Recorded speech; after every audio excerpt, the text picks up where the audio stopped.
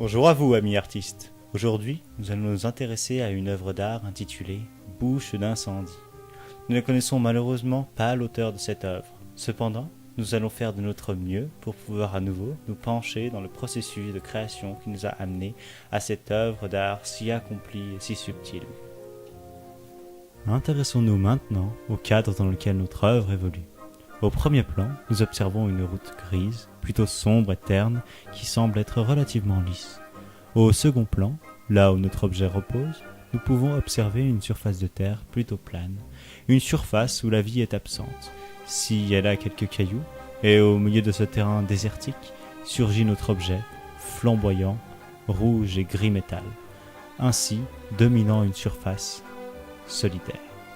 Et pour terminer, au troisième plan, nous observons un fond vert symbolisant évidemment la puissance de la nature, une puissance dominant tout, y compris donc également notre bouche d'incendie.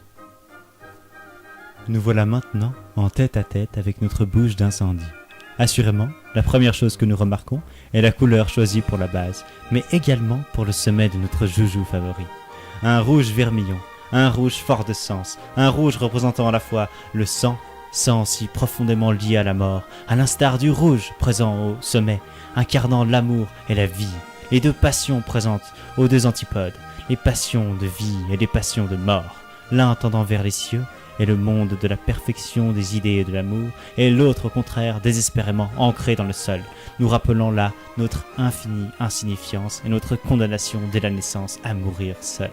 Une telle harmonie dans les extrêmes, une représentation parfaite de l'ambivalence de l'existence de tout être humain.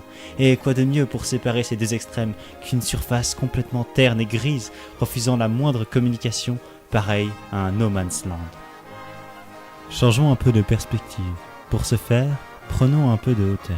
Nous observons bien évidemment la couleur rouge majoritaire sur laquelle une croix a été sculptée. Au premier abord, un néophyte pourrait faire un lien avec le monde réel. Il ferait là une erreur monumentale. Il n'est pas question ici d'une quelconque représentation ayant un lien avec le monde tangible, mais bien évidemment d'une évocation bien plus pure. La croix, ici, a un sens supérieur, celui de la croix du Christ, la croix comme elle aurait toujours dû exister. Après la Trinité présente dans nos trois plans, notre plan route, notre plan terre et notre plan nature, nous assistons à la réincarnation du Christ dans le monde des idées, représenté par la passion de l'amour, tout naturellement.